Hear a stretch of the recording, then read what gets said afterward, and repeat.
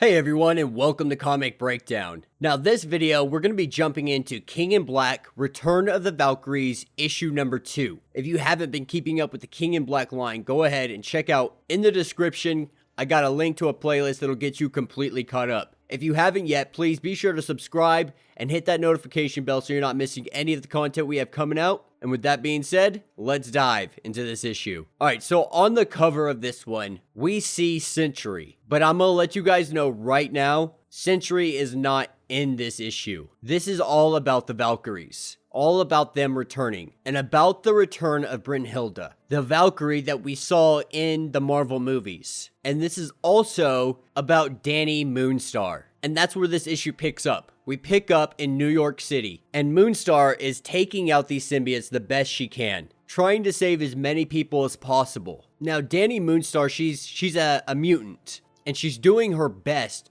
to fight off all of these symbiotes, but none of her weapons are piercing, and she tries to reach them with her powers, but all she sees is a collective mind, endless minds connected to one another. She can't tell what they want or what they fear, but whatever they fear, it's arrived. And this is where we turn over to Valhalla, and we see Jane being told that Brynhilde needs to fight because Midgard is dying. She's been imprisoned for centuries, surrounded by death, and now she comes to find all her friends have died. She needs to remember what life was before she can be expected to fight. And this is where we learn where Sentry is. Sentry is in the Headless Celestial, along with countless others. And to understand it, we have to go back to the birth of the universe, to the birth of life itself. With it came the first death, a celestial murdered by Knull, who sliced its head off for daring to bring light into his void. And so for this, Knull was banished, taking refuge in the decapitated head of the Celestial, where he forged the Necrosword. And the skull became a mining city known as Nowhere. But the body was forgotten.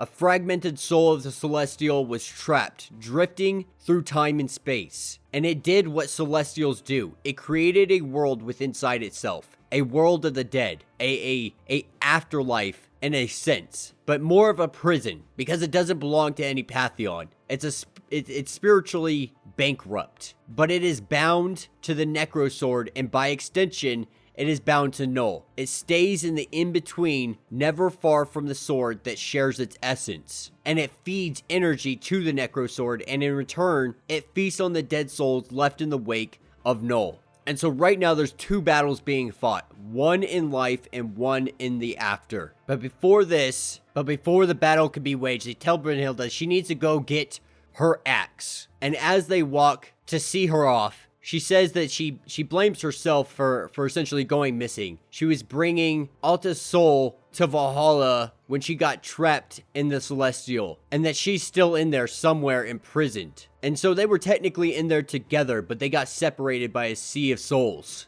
And this is when we see Brightwind. And Brightwind is temporarily given to Jane Foster for what she's about to do. And then we kick over to Dani Moonstar, battling symbiotes in New York City. And this is when Knull arrives, speaking through one of the symbiotes, asking what she is, because she is within inside the mind of Knull. And she asks why you're doing this, trying to have some dialogue with Knull, but Knull knows it's a trick, trying to let the people, the civilians, be able to escape long enough to get away from the reach of Knull, but it's not going to work. And Dani tries to fight back, but it's not working. Nothing is really phasing the symbiotes that she has in her arsenal.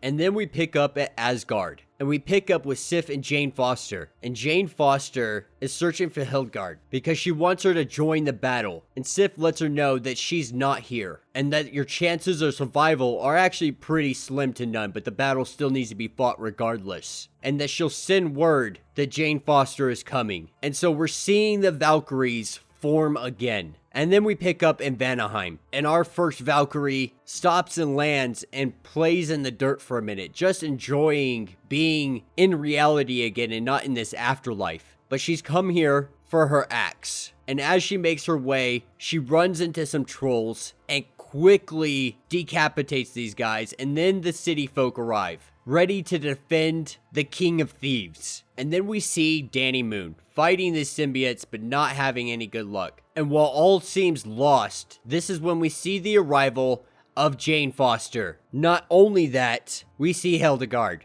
And so Jane Foster is doing her best to bring everybody together. And cutting back over to our first Valkyrie, we see her axe, Yarnborn, the one and only. And she is here to claim it. And that will be the end of this issue. So let me know what you guys think down in the comments. You know, with this issue, we're seeing Jane Foster bring together everybody that has been a Valkyrie. Because Danny Moonstar, she was a Valkyrie at one time. And so we're seeing her try to reform the Valkyries the best she can. And it seems that the symbiotes are actually scared of our Valkyries. And with good reason to be scared. But like I said, you know, it's kind of unfortunate. You know, they have Sentry on the cover, but Sentry's really just trapped inside of a celestial body right now with all the other souls that Knull's been killing. Maybe that's the void that we saw in Venom number 33, the kind of purgatory they were talking about. It's a good possibility. But with that being said, it still kind of sucks. You know, we didn't get to see a whole lot of Sentry or his return. So I'm really excited. We're definitely going to see the return of Sentry. It's just a matter of the Valkyries being able to free all of the souls from the Celestial. But yeah, let me know what you guys think in the comments. If you have not yet, please do me a favor. Subscribe to the channel, like this video, check out Comic Breakdown and more podcasts available on iTunes, Spotify, or wherever you get your podcasts. If you want to support the channel in another way, do me a favor and check out Patreon. Link is in the description. We got tons of Patreon exclusive merch for Patreon members. And until the next video,